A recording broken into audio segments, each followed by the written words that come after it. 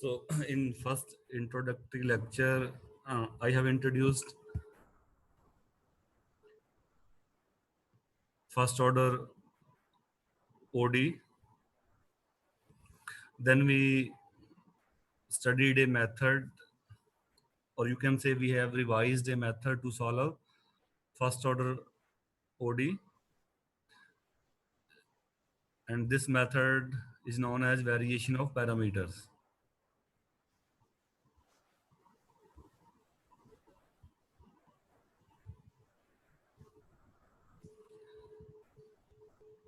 So, firstly, uh, you solved homogeneous one by taking this f as 0. Then from the solution of homogeneous, you construct the solution of non-homogeneous one. And final solution was in this form, where C is an arbitrary constant. So now, and this method that you have studied in previous lecture is known as variation of parameter. Also, you can solve that equation in another manner.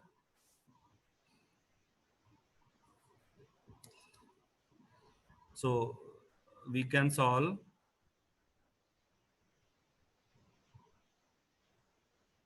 uh, the equation that I have taken earlier, dy by dx plus pxy equal to fx. This is first order linear equation. So you have studied integrating factor. So what is integrating factor? So this is a function, integrating factor.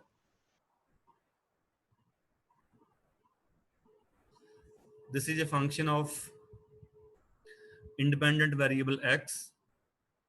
And if you multiply with that function on both sides, we assume that left hand side will become exact derivative. Okay, so we multiply or just multiply with unknown function.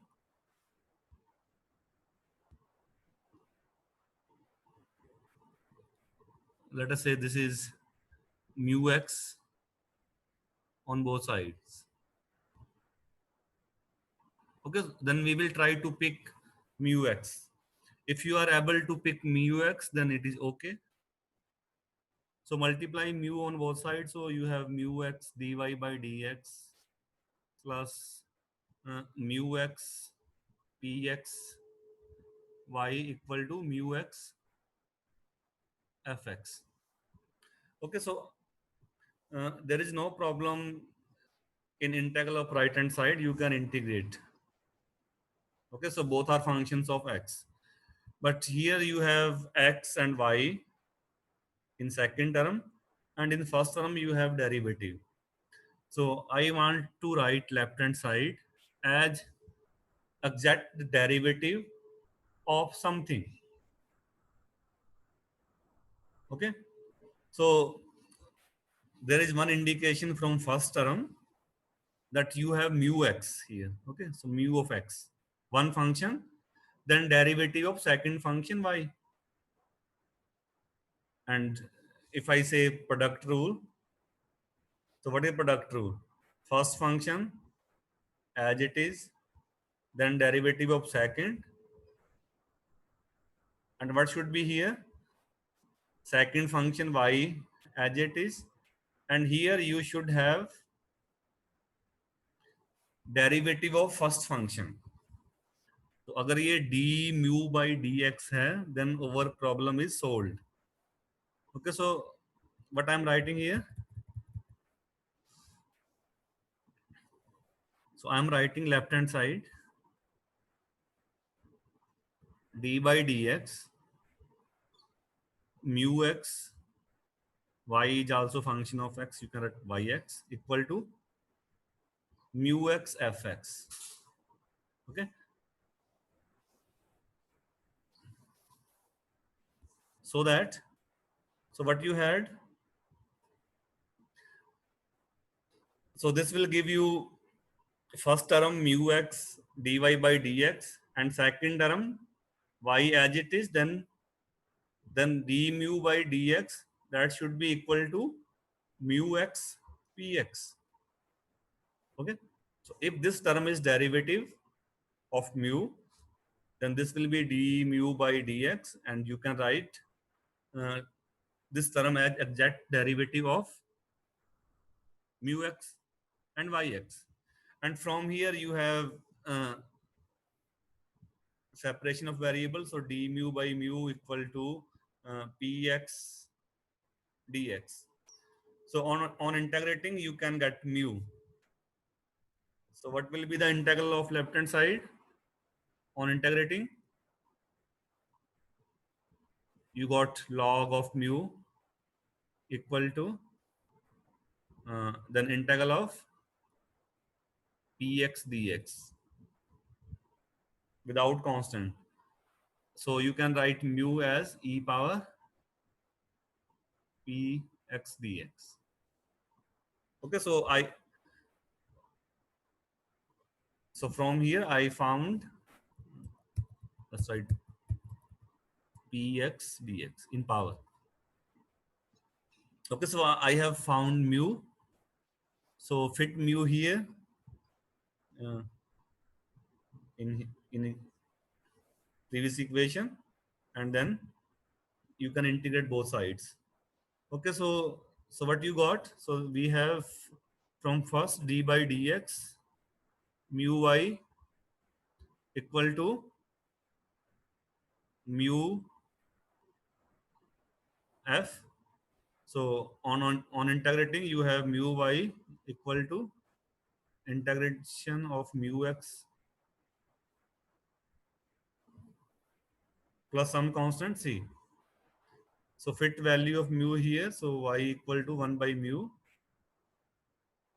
Okay, so just write mu x. Although it is clear from context that everything is a function of x.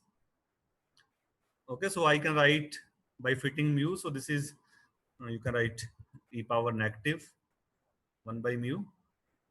Okay, so then e power.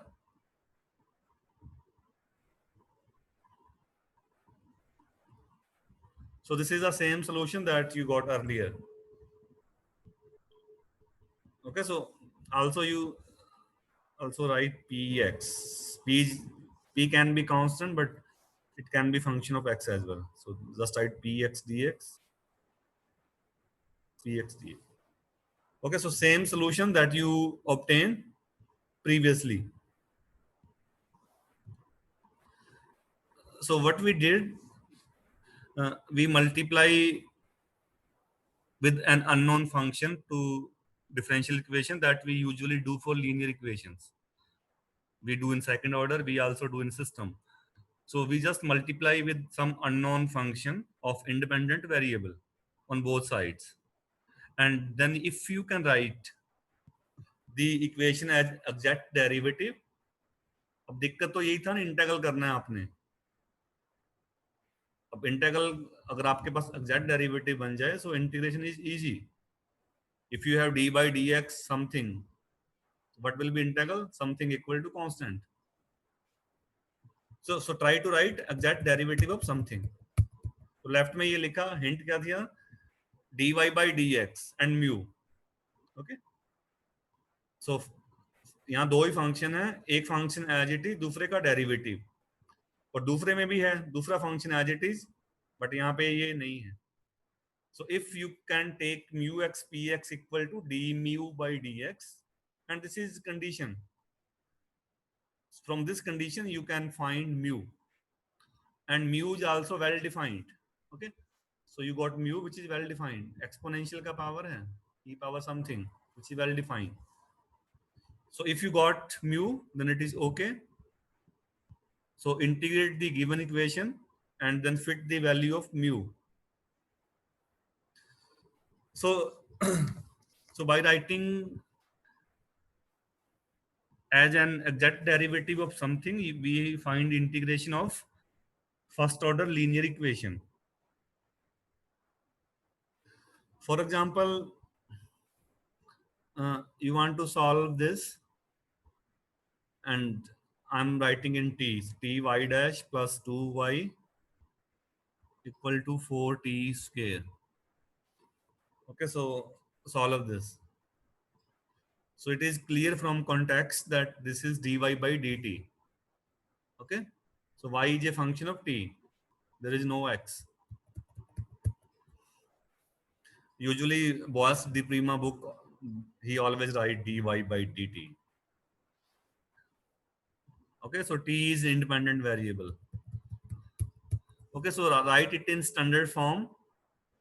Free derivative from t, so y dash, so divide this t, 2 by t, and equal to 4t. And t is non-zero, so it is given that t is positive. So this is a well-defined equation. Okay, so if you apply previous technique, so what will be mu?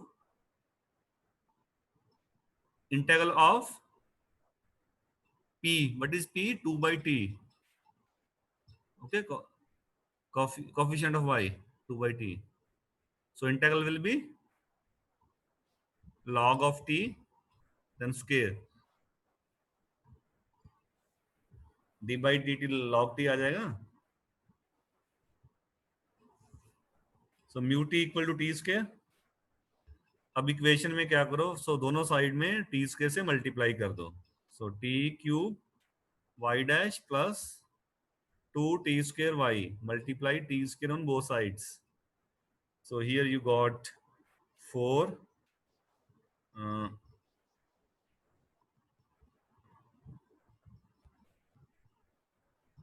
this t or t cube.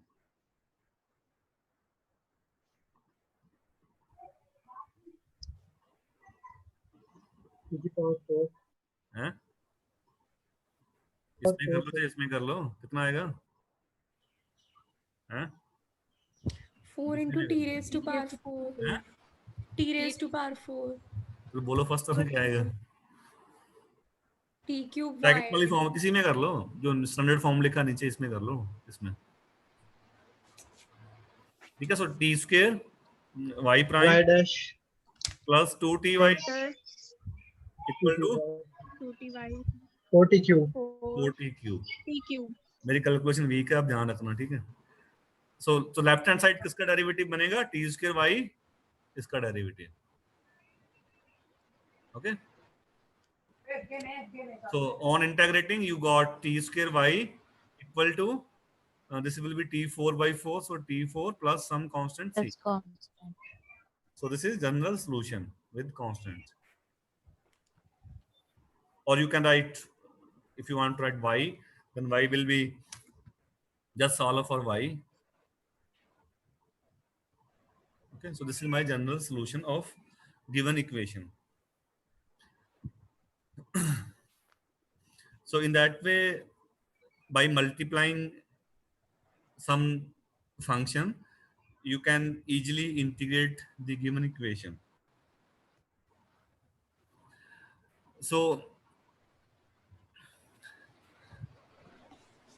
you have studied many classification to find solutions like exact equation, separable equation. तो mainly तो differential equation में पहले दो classification है, एक OD है और दूसरा PD है. And to find solution of these two, generally we characterize them as linear, based on linearity. Okay, so you say linear or non-linear. Okay, and also you differentiate or categorize them with the order. Okay, first order linear पढ़नी है, second order linear पढ़नी है, third order linear पढ़ना है, and so on. Or you study first order non-linear. So based on linearity and order, you can divide OD as well as PD. Same यहाँ पे भी है, linearity के base पे और usually order के base पे. Okay, you can classify them. you can say linear or non-linear, ठीक है. और अभी तक आपने in your maybe in graduation or somewhere you have studied solution of first order equation.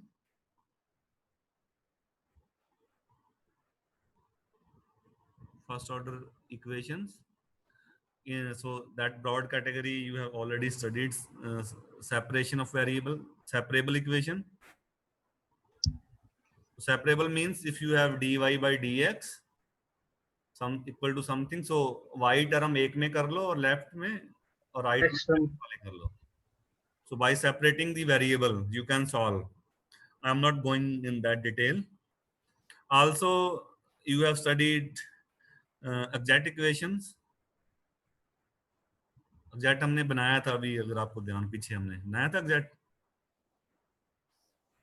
that we did, किया था ना, यहाँ पे ये किया ना. So you make left hand side as exact derivative of t square y. Okay, तो उसमें आप क्या करते थे, अगर ये इक्वेशन है मेरे पास y dx plus x dy, मैं छोटा एग्जांपल ले रहा हूँ, आप इसको क्या लिखते रहते हो, dxy इक्वल टू 0 और you write df equal to 0. So what is integration? F equal to constant. Okay, so exact equation, and you have studied in detail exact equation, and by writing integrating factors you can solve those equations by writing integrating factors. And what is integrating factor? So you multiply with a function to equation and then equation become exact derivative of something. Sir आपकी आवाज clear नहीं आ रही. हाँ जी, आपकी आवाज cut रही है बीच बीच में से. कट रही है, अभी आ रही है. Yes sir. यस. बता देना, नेट का थोड़ा सा रहता है ना यहाँ पे, टेक्नोलॉजी. ये पढ़ी है ना आपने कैटेगरी सारी, हैं? Yes sir. Yes, sir. Exact equations वगैरह सब पढ़ा है आपने. ऑटोनॉमस इक्वेशंस भी पढ़ी होंगी. ऑटोनॉमस इक्वेशन, ऑटोनॉमस इक्वेशंस क्या होती है, जैसे आपके पास dy by dt equal to something है और समथिंग के अंदर एक रिव्यू देंगे. हाँ जी, सर आप भी अपना सब लोग म्यूट पे रखिए आप. Excuse me sir. हाँ जी, ऑटोनॉमस के बारे में बता दो एक बार थोड़ा सा. हाँ वही लिख रहा हूँ. रिव्यू दे दीजिए सर. ऑटोनॉमस इक्वेशंस क्या होती हैं, जिसमें इंडिपेंडेंट वेरिएबल मिसिंग हो. dy by dt equal to f of y, जैसे आप dy by dt equal to y square. Okay, dy by dt equal to sine of y, etc. So derivative equal to some function which is independent from t. तो इनको भी हम detail में पढ़ेंगे आगे जब हम सिस्टम पढ़ेंगे. वन डायमेंशन में तो इतना कुछ है नहीं, आपने पढ़ा हुआ, you can easily integrate, but we will study autonomous system, तब मैं इसको इंट्रोड्यूस करूंगा. ठीक है, अब मैं जस्ट कैरेक्टराइज कर रहा हूँ ऑटोनॉमस. और आल्सो बर्नौली इक्वेशन वगैरह पढ़ी होंगी आप लोगों ने. तो ऑटोनॉमस तो क्या लिखोगे आप, dy by dt equal to f of y. Usually these are time dependent equation. अगर आप फिजिकली बात करो तो y टाइम का फंक्शन है और right hand side is independent from time. तो autonomous, we will study in detail autonomous systems. Autonomous system. But one dimension में तो आप इनको, अब t नहीं है तो you can easily integrate these equations. There is no difficulty to integrate. एक चीज यहाँ पे जो अभी हम सॉल्यूशंस की बात कर रहे थे, तो मैं रिमार्क लिख रहा हूँ. So it is not easy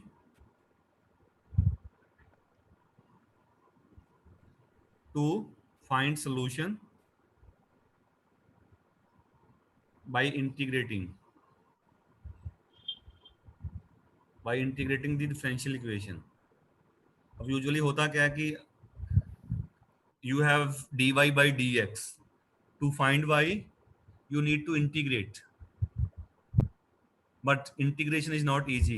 आपने ये प्लस 2 में पढ़ा होगा, तभी आपने कुछ क्लासेस पढ़ी थी, वहाँ रूल्स पढ़े थे कि इंटेग्रल पॉलिनोमियल का ये होता है, ट्रिग्नोमेट्रिक फंक्शन में साइन कॉस इनके इंटेग्रल ये होते हैं, Yes, या कुछ sir. आपने स्पेशल फॉर्म्स पढ़ी थी. You don't have any general rule so that you can integrate any function. अब इंटेग्रल का मीनिंग क्या है? अगर आप इंटेग्रल करते हो f x d x equal to, मैं एफ लिखता हूं, so this is anti derivative. जैसे मैं ये कहूं कि एक्स स्क्वायर का इंटेग्रल कितना आता है, एक्स स्क्वायर का एक्स क्यू बाई 3 प्लस सी. यहाँ रिवर्स में आप जाओ तो इसका डेरिवेटिव क्या आएगा, x square, Yes, sir. Anti derivative. अब जैसे आप कहते हो ई पावर एक्स का इंटीग्रल क्या आता है, ई पावर एक्स. और इन सो बैक जाओगे तो आप you got E power x. So what is integral of E power x के, ये पढ़ा कभी E raised to power x square into हैं? E यहाँ और raised to भी power x square into 2. हैं, It is a non-integrable function. ये तो इंटीग्रल नहीं पढ़ा. यहाँ आप ये कहो कि find a function whose derivative is e power x square. Can you find? So this is not an easy task. So integration करना कोई आसान नहीं है. एक ऐसा हमारे पास फंक्शन नहीं है जिसका डेरिवेटिव आप ये कह पाओ कि e पावर x square है. So there are many equations which are not integrable. So I don't have any general rule so that I can integrate every differential equation. That's why I said in the beginning that we will study or we will analyze the differential equation. दो चीजें हैं, या तो आप solve कर लो, simple वाली solve कर लोगे आप, there is no problem, you can solve linear equations mostly, और you can solve some non linear first order equation. But can you solve, if I say can you solve this equation, so no, I can not solve this equation. और भी बहुत सारे example हो सकते हैं. क्या आप इसका इंटीग्रल कर सकते हो साइन एक्स बाई एक्स का?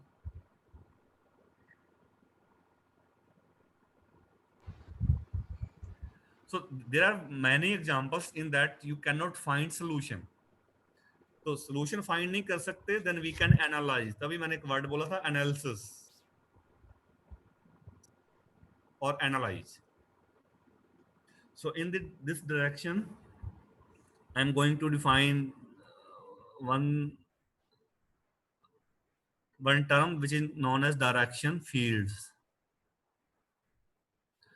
अब डायरेक्शन फील्ड्स क्या कहता है ये, कि आपके पास फर्स्ट ऑर्डर इक्वेशंस हैं. For first order equations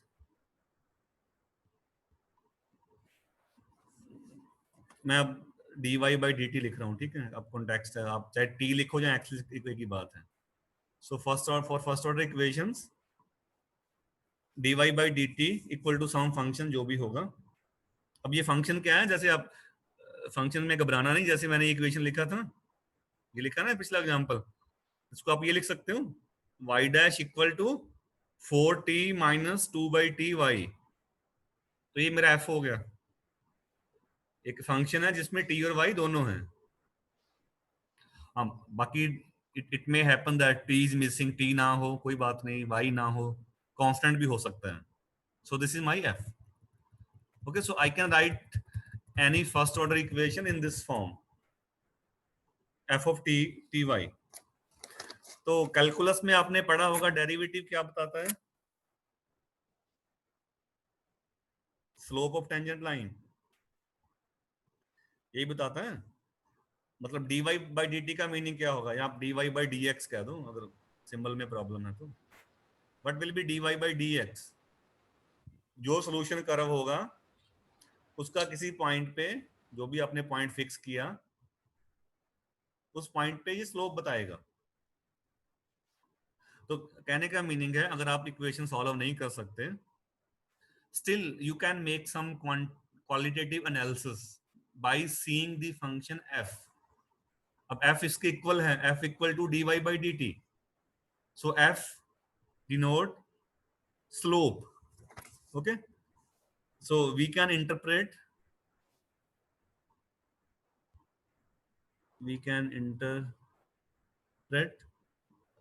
y dash as the slope of tangent to the solution curve,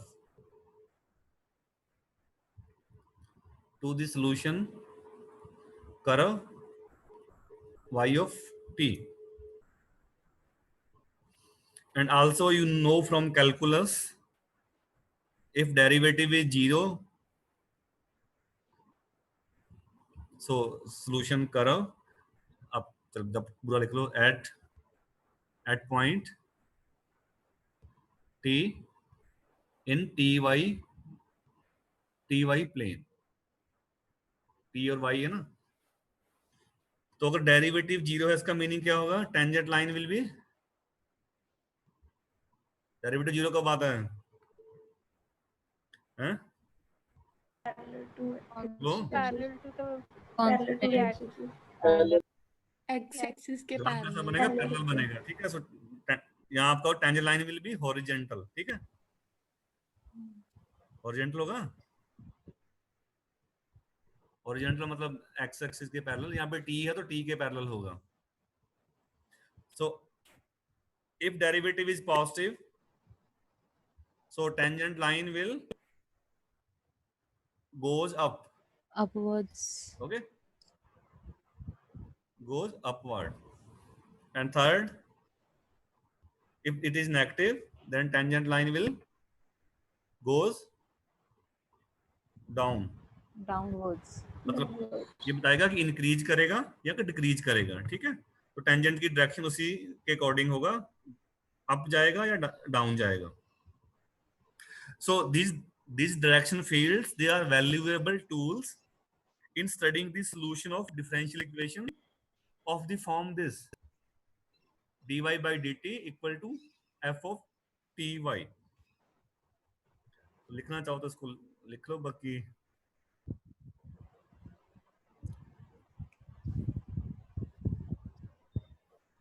तो इसको अब बनाना कैसे है, ठीक है।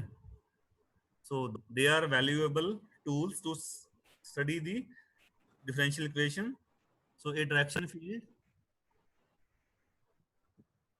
फील्ड क्या है, ये ग्राफ को हम बोलते हैं, इसको, इसी ग्राफ को। So a direction field of equation dy by dt equal to f of ty। आप लोगों को आवाज आ रही है मेरी? Yes, sir. मैसेज आ रहा है कि योर कनेक्शन इज वीक। चलो कोई नहीं, आ रही तो अच्छी बात, जब ना आए तो बता देना, ठीक है। और हमारी क्लास कब तक है ये? 20 मिनट है सर अभी। हाँ ठीक है, मेरे को 5-1 मिनट पहले बता देना, ठीक है। So a direction field of equation can be constructed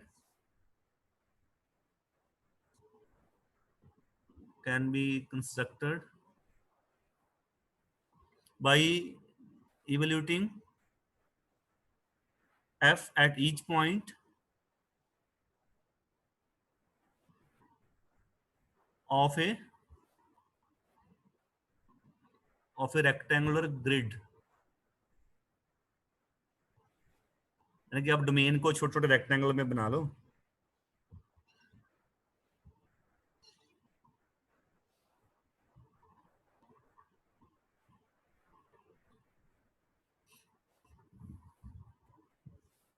यानी कि अब आपने टी वाई प्लेन में डेरिवेटिव को की डायरेक्शन बतानी है कि वो किस डायरेक्शन में जाएगा। यानी कि अगर आपके पास इक्वेशन सॉल्वेबल नहीं है, still you can make some prediction about the change. Derivative change ही बताते हैं कि ये चेंज कैसा जाएगा, इंक्रीज करेगा, डिक्रीज करेगा, कांस्टेंट रहेगा। ठीक है, तो I am taking one example. For example, so easy for this is for example, मैंने फर्स्ट डे बोला था। ठीक है, for example take dy by dt equal to 3 minus y। Question है construct direction field and interpret.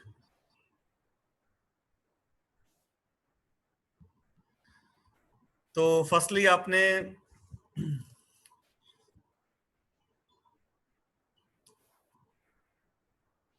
देखना है कि derivative zero कब बनेगा। यहाँ देख ही रहा है, यहाँ पे f क्या है, what is f of t y. अब t है नहीं यहाँ पे, वैसे ये ऑटोनॉमस वाला सिस्टम है, f ऑफ y ही है। ठीक है, but still you can write f t y, there is no problem. So if y equal to 3, so derivative will be 0 and 3 minus y है। Okay, so if y less than 3 फिर क्या होगा, दो ही possibility बन रही है। y less than 3 है फिर क्या होगा, derivative will be Positive. Positive. y less than 3 positive, and y greater than 3 Negative. derivative will be negative. So although I don't have good sketching,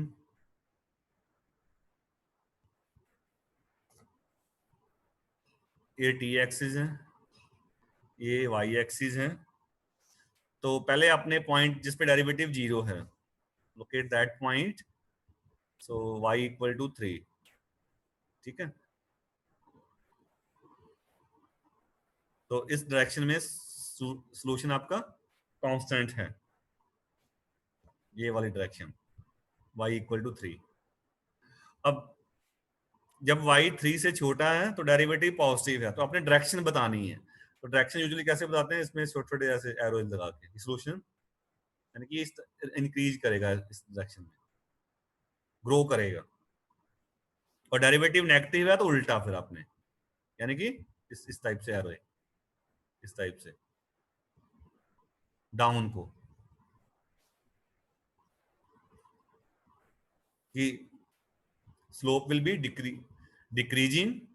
ठीक है, यहाँ पे स्लोप इस लाइन पे जो y इक्वल टू 3 है, इस पे स्लोप 0 है, and when y less than 3 slope is increasing. तो अगर आपका कोई सॉल्यूशन कर्व होगा, तो जैसे कर्व होगा तो उसका स्लोप क्या होगा, वो बढ़ता जाएगा, इंक्रीज करता जाएगा। वैसे सॉल्यूशन नहीं कह रहा मैं, ठीक है, डेरिवेटिव है dy by dt equal to f of ty। Okay, so you can only predict in which direction solution will grow or in which direction solution will decrease। बाकी मैं एंड में आपको मेरे नोट्स में जो प्रॉपर फिगर बना है वो दिखाऊंगा मैं। ठीक है, कि इसको ड्रॉ कर, अब ग्रिड कैसे, जो मैंने ग्रिड बोला था रेक्टेंगल ग्रिड, क्या करते हैं कि वैसे आप इसको प्रोग्रामिंग से ही बना सकते हो, छोटे छोटे डोमेन में डिवाइड कर लो, ग्रिड बना लो छोटे छोटे यहाँ पे रेक्टेंगुलर। तो लेट अस प्रिसाइजली यहाँ पे ग्रिड बना लो छोटे छोटे। ठीक है, और फिर इसमें डायरेक्शन लगा दो ऐसे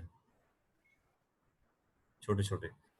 और प्रोग्रामिंग लैंग्वेज में इसका एक स्टैंडर्ड कमांड भी है, यू कैन ड्रॉ दीज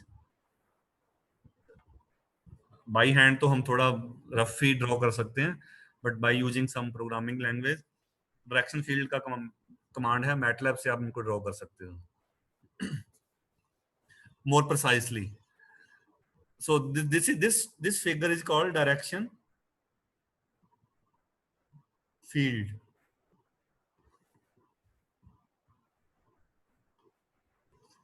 तो लिखना हो तो ऊपर मैंने लिख दिया वैसे कि अगर डेरिवेटिव 0 है so tangent is horizontal, okay like this. अब डेरिवेटिव पॉजिटिव है तो इंक्रीज में जाना है, नेगेटिव है तो आपने डिक्रीज कर देना उसको। वैसे ये तो सिंपल इक्वेशन थी, इसको आप सॉल्व भी कर सकते हो, but not every equation is solvable. जैसे ये एग्जांपल है, for example dy by d t equal to y minus 1 y minus 5, किस टाइप की इक्वेशन है ये? हैं? पहले ओडी तो है Non-linear. फर्स्ट ऑर्डर कौन सी है, लीनियर है? Non-linear. So it is non linear, Non-linear. y square आ रहा है ना इधर राइट में, so we Yes. Don't know how to solve this, ठीक है, बट फैक्टर हो रहे हैं f के, so this is my f, factor हो रहे हैं उसके, ठीक है। वहां यहाँ पे भी कंडीशन है इफ y इक्वल टू 1 और y equal to 5 what you got, derivative equal to 0, Horizontal y dash equal to 0. y dash equal to 0। हाँ, अगर दूसरी पॉसिबिलिटी क्या बनेगी, 1 और 5 है, y is greater than 5. 1 से छोटा इस साइड, 1 5 5 के बीच between में, 1 and 5. 5 से बिगर, ठीक है। 5 से बड़ा। तो first possibility if y less than 1 what will be positive, y 1 से Negative. बड़ा है, नेगेटिव। So छोटा. नेगेटिव Y से छोटा है.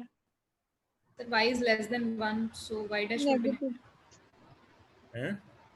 ये अगला फैक्टर क्या आएगा, पॉजिटिव। क्या बने, Positive.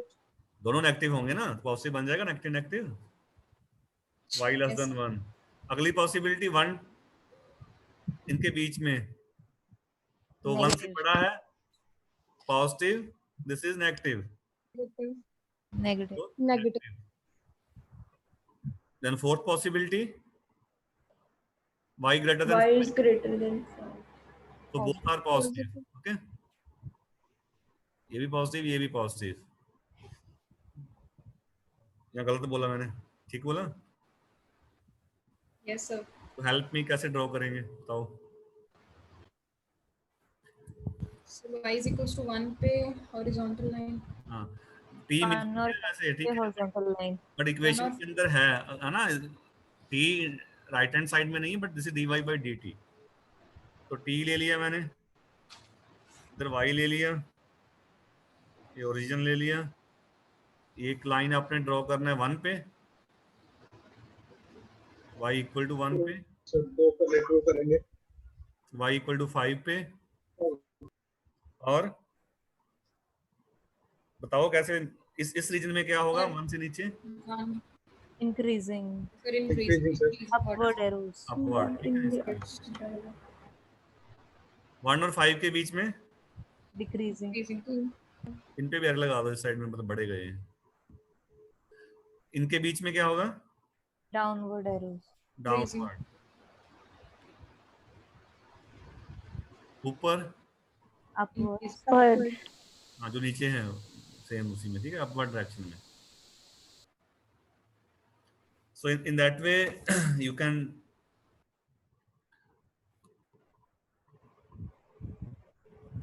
Can draw the direction field.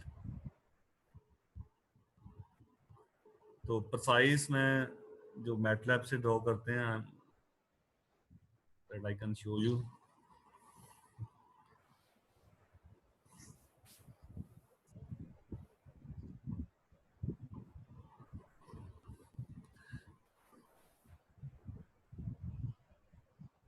Okay, so in that way you can make some, you can say, qualitative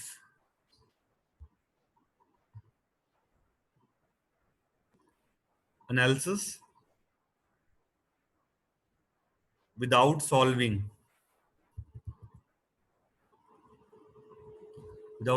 the equation।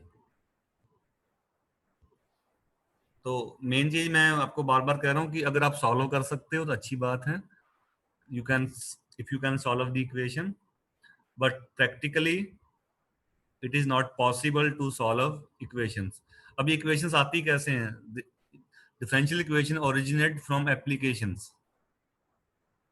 तो application में जरूरी नहीं है कि आपके पास first order linear ही हो.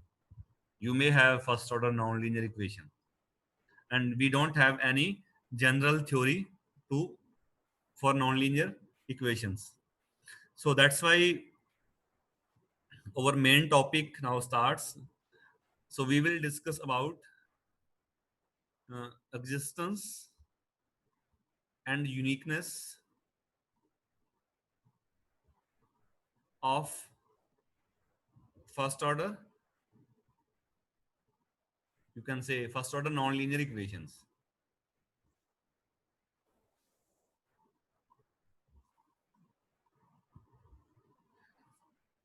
And in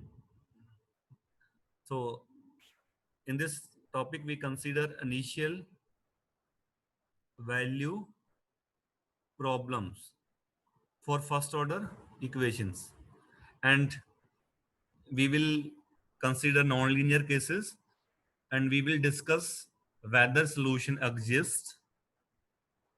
अब एग्जिस्ट करने का मीनिंग क्या है? आप एग्जिस्टेंस किसको बोलते हो?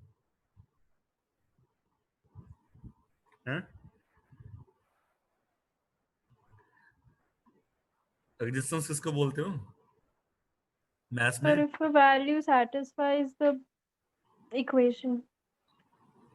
मतलब वो चीज पॉसिबल होनी चाहिए. मान लो कई डिफरेंशियल इक्वेशन आपके पास थी, आपने कंडीशन लगाया something equal to some variable यहाँ पे है, इक्वल टू आ गया 1, 0 इक्वल टू 1 आ गया.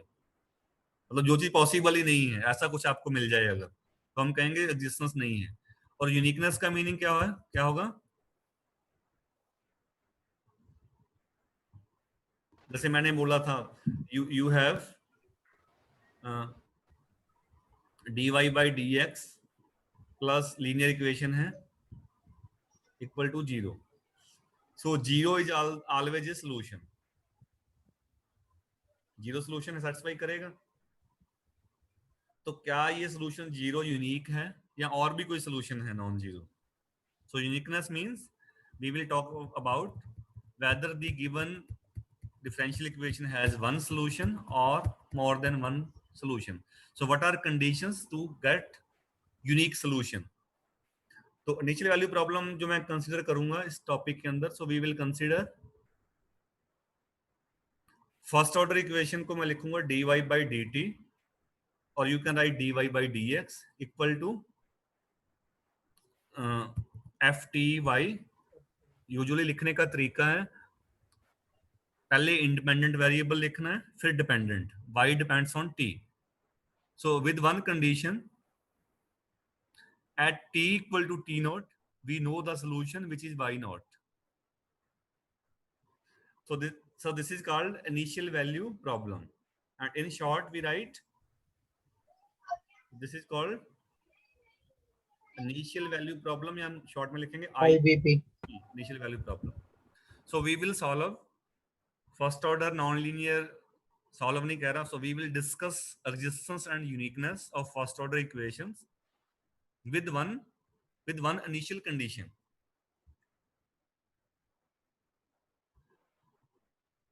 ठीक है. सो आज तो सारे स्टूडेंट आ रखे हैं,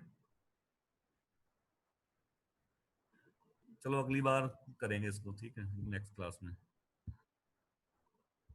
तो अभी तक मैंने बेसिक रिव्यू किया है पीछे.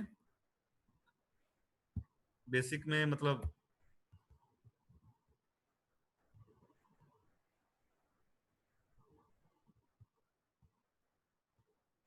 बेसिक में मेनली हम लीनियर में variation of parameter and direction field.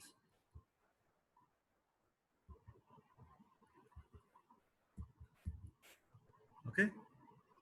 So variation parameter मैंने इसलिए डिस्कस किया क्योंकि हम इसको सेकंड ऑर्डर में भी यूज करते हैं, and also we will use this method when we study system of equations. तो पहले आपने होमोजेनियस सॉल्व करना है, फिर आपने नॉन होमोजेनियस को सॉल्व करना है. So anything you want to ask? Excuse me, sir. हाँ जी, सर लास्ट लेक्चर में आपने जो सॉल्यूशन कर्व डेफिनेशन बताई थी ना, एक हाँ हाँ graph of a solution is a solution curve, वो हाँ। बता दो, मतलब क्या डेफिनेशन थी सोल्यूशन वो? एक तो आप बोलते हो, मैं सिंप्लीफाई करता हूँ, एक तो आप जनरल सोल्यूशन बोलते हो, ठीक है। जनरल सोल्यूशन जिसमें आप कांस्टेंट आता है, वो किसी ना किसी फंक्शन का ग्राफ होगा।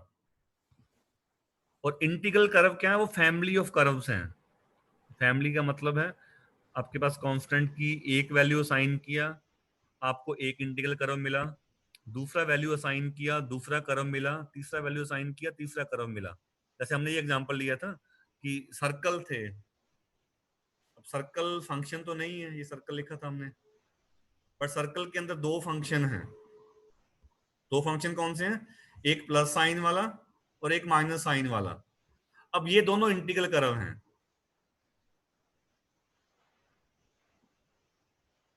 ठीक है। तो इंटीग्रल कर्व का कलेक्शन है, वो आपका जनरल सॉल्यूशन है। अब ओके सर। सॉल्यूशन आपका ये था, सॉल्यूशन ये था ना, ठीक है। अब इसको सॉल्यूशन कर्व मैं क्यों नहीं कह रहा? क्योंकि ये फंक्शन नहीं है, ये रिलेशन है, ठीक है। But this consist to different functions. जो दो डिफरेंट फंक्शन है, पहला y equal to under a square minus x square with plus sign वाला, दूसरा माइनस साइन वाला, and these are two different integral curve. यानी कि इंटीग्रल कर्व को कंबाइन करने से आपको जनरल सॉल्यूशन मिलता है। और सॉल्यूशन कर्व किसको कहोगे? सॉल्यूशन कर्व उसको कहोगे, मतलब द ग्राफ ऑफ सॉल्यूशन, ठीक है, जो फंक्शन हो आपका। आप ज्यादा कंफ्यूज ना हो, आप ये मानो कि एक जनरल सॉल्यूशन है हमारे पास। जनरल सॉल्यूशन कहते हैं, जनरल सॉल्यूशन के अंदर फैमिली ऑफ कर्व्स हैं, क्योंकि कांस्टेंट आता है ना। जैसे हमने ये एग्जांपल किया था, ये सॉल्यूशन लिखा है, जैसे मैंने अगला एग्जांपल ले लेते हैं, चलो। ये सॉल्यूशन लिखा है मैंने, ठीक है। अब ये जनरल सॉल्यूशन है। आपने C1 लिया, एक इंटीग्रल कर्व आया, C2 लिया, कुछ और आया, C आपने -3 लिया, कुछ और कर्व आया, ठीक है। तो उन सारे कर्व को हम बोलेंगे इंटीग्रल कर्व्स। और उन इंटीग्रल कर्व सबको कंबाइन करने से आपको मिलेगा जनरल सॉल्यूशन।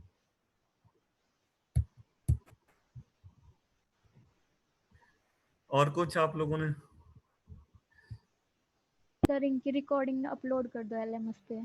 हाँ जी, सर ये जो लेक्चर्स हैं इनकी रिकॉर्डिंग अपलोड कर दो LMS पे। ठीक है। रिकॉर्डिंग तो पहले बनी हुई है इनकी वैसे। जो ये लाइव लेक्चर्स हैं सर इनकी। हाँ, एक मैंने वेबसाइट का लिंक बताया था ना आप लोगों को, यस सर। उस पे कर दूंगा, ठीक है। Okay sir. Okay sir. Website का लिंक बताया था ना मैंने, बता दी थी ना तुम लोगों को। हाँ Yes, सर sir. बता रहे हैं। हाँ, वो आप किसी को नहीं पता तो आपस में शेयर कर लेना उसको। सर 2 मिनट बचे हैं। तो 2 मिनट बचे हैं, चलो बाय सब, ठीक है। कोई क्वेरी हो तो मैंने पहले बोला था, बिगनिंग में ले आया करो, शुरू में, ठीक है, बोल दिया करो। अभी तो सर हम बेसिक रिवाइज कर रहे हैं, बट अगला जो मैंने आज IVP शुरू किया, सो यहाँ से हमारा मेन सिलेबस शुरू हो रहा है यहाँ, initial value problem. So we will prove theorems to discuss existence and uniqueness. और उस वेबसाइट पे मैं डाल दूंगा वीडियो भी, लेक्चर नोट्स भी मेरे जो हैं वो भी डाल दूंगा। लेक्चर नोट्स PDF वर्जन भी है उनका, जो मैं आपको पढ़ा रहा हूँ वो PDF वर्जन भी है उनका, और प्लस जो वीडियो है वो भी, उनका लिंक यूट्यूब पे। हाँ जी, अपलोडेड है वो पुराने, हाँ जी, जो अपलोडेड है ऑलरेडी वो पुराने। वो पुराने हैं, उसको नहीं लेना एक बार, ठीक है। मैं उस बोला था, मैं हटा दूंगा वैसे आज उसको। वो 1 साल पहले जो तुम्हारे सीनियर को पढ़ाया था वो है, मोरलेस वही है, बट थोड़ा सा मैंने उसमें चेंज करना है, ठीक है। So don't see, usually chapter जब मिडल में होंगे तो हम उस टाइम डाल देंगे उस PDF फाइल उसको, क्योंकि कई बार पढ़ाने में थोड़ा बहुत चेंज कर देते हैं ना, तो उसी हिसाब से उसको भी मैं चेंज कर दूंगा। उसमें फर्स्ट चैप्टर 0 चैप्टर लिखा है मैंने, वो बेसिक्स का है। 0 मतलब पढ़ना है आपने उसको, वो बेसिक्स का है। जो अभी अभी तक मैंने 2 लेक्चर में पढ़ाया, I assume that you have studied earlier in your graduation. Yes, sir. चलो ठीक है फिर मंडे क्लास है हमारी ना. Okay, sir. Okay Okay, sir. Yes. Yes, sir. Okay. Okay, sir.